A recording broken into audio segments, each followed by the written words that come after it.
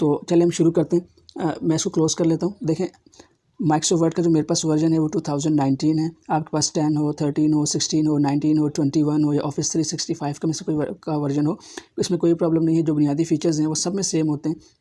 बाज़ जगह पे कुछ चीज़ें एडवांस लेवल की आ जाती हैं, लेकिन वो जो एडवांस फीचर्स आते हैं वो आपके पास ऑप्शनल की सूरत हाल रखते हैं, ऑप्शंस का दर्जा रखते हैं कि आप अगर उनको इस्तेमाल कर लें तो बहुत अच्छा है, ना करें तो कोई इतना बुनियादी यूज़ में आपको इतना ख़ास फ़र्क नहीं पड़ता। लेकिन बाज़ औक़ात ये जो एडवांस ऑप्शंस होते हैं ये बहुत ज़्यादा हेल्पफुल होते हैं। तो अगर आपकी सिस्टम की रिक्वायरमेंट आपको इजाज़त देती है कि आप 2019 कर लें या 21 कर लें तो आपको कर लेना चाहिए। लेकिन अगर आपकी सिस्टम की रिक्वायरमेंट कम है तो आप अपने सिस्टम के हिसाब से कोई सा भी वर्जन 10, 16, 13 या 19 जो आप चाहें वो रख सकते हैं। तो देखिए माइक्रोसॉफ्ट वर्ड को शुरू करते हैं। तो आपने देखिए यहाँ पे ये विंडोज़ का बटन बना है। मैं थोड़ा सा जूम इन करके दिखाता हूँ।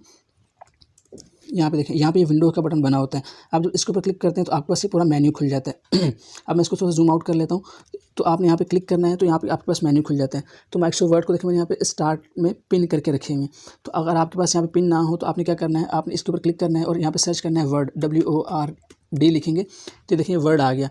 तो अब आप चाहते हैं कि जैसे मैंने अपने पास स्टार्ट में यहाँ पे पिन करके रखे हुए अपनी मर्ज़ी के सॉफ्टवेयर जो मैं बहुत ज़्यादा इस्तेमाल करता हूँ, तो आप भी इसको यहाँ पे पिन करके रख लें।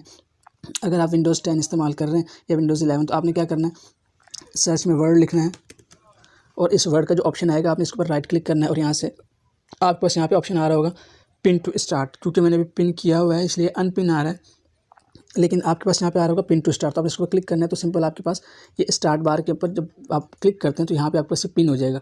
फिर इसके ऊपर आप इसको उठा के जैसे चाहें वो रख सकते हैं। आप इसको दबाएंगे और प्रेस करके रखेंगे तो इसको देखें ऐसे मूव कर सकते हैं, दाएं बाएं ऊपर नीचे। मैंने फिलहाल यहाँ पे रखे हुए। तो इस तरह से आप इसको यहाँ पिन कर लेंगे। फिर उसका उसकी आसानी क्या होती है कि आप जैसे इसके ऊपर क्लिक करेंगे और यहाँ से इसको क्लिक करके ओपन कर लेंगे इस तरह से करके। ये देखें, अच्छा एक तरीका ये होता है इसको ओपन करने का। मैं दोबारा से जाता हूँ, यहाँ पर आपने लिखा वर्ड और आप इसके ऊपर जस्ट इंटर कर दें या इसको क्लिक करेंगे तो ये ओपन हो जाएगा। अच्छा, अगर आप ये चाहते हैं कि आपका जो आइकॉन है वर्ड का वो डेस्कटॉप के ऊपर बन जाए ताकि आपको बार बार यहाँ से ना ओपन करना पड़े, तो उसके लिए आपने क्या करना है, देखिए जो आपने स्टार्ट बार में जो पिन कर लिया था माइक्रोसॉफ्ट वर्ड का आइकॉन, आपने जैसे अपने माउस के लेफ्ट बटन को प्रेस करना है इसके ऊपर जाके और छोड़ना नहीं है, बटन को प्रेस करना है और इसको ऐसे ला के यहाँ पर डेस्कटॉप के ऊपर छोड़ देना है। तो इस तरह से आपका जो आइकॉन है ये डेस्कटॉप के ऊपर आ जाएगा। अब आप यहाँ पर भी डबल क्लिक करके इसको ओपन कर सकते हैं और अगर आप डबल क्लिक नहीं करना चाहते तो आप इसके ऊपर राइट क्लिक कर सकते हैं और राइट क्लिक करके ये इसको आप इस तरह से ओपन कर सकते हैं। तो ये तरीके होते हैं मुख्तलिफ माइक्रोसॉफ्ट वर्ड को ओपन करने के या किसी भी प्रोग्राम को ओपन करने के। इसके अलावा एक और तरीका होता है, उसके लिए हम क्या करते हैं, अपने कीबोर्ड से विंडोज़ का बटन दबाते हैं। देखिए जो ये साइन है, ये जो साइन बना हुआ है स्टार्ट का, ये सेम आपके कीबोर्ड के ऊपर एक बटन होता है, उसके ऊपर ये विंडोज़ का साइन बना होता है। तो आपने क्या करना है अपने कीबोर्ड से विंडोज़ का बटन दबा के R प्रेस करना है। जब R प्रेस करेंगे तो आपके पास ये रन का डायलॉग बॉक्स खुल जाता है। मैं थोड़ा सा इसको जूम इन करके दिखाता हूँ आपको। तो यहाँ पे आपने लिखना होता है विन वर्ड,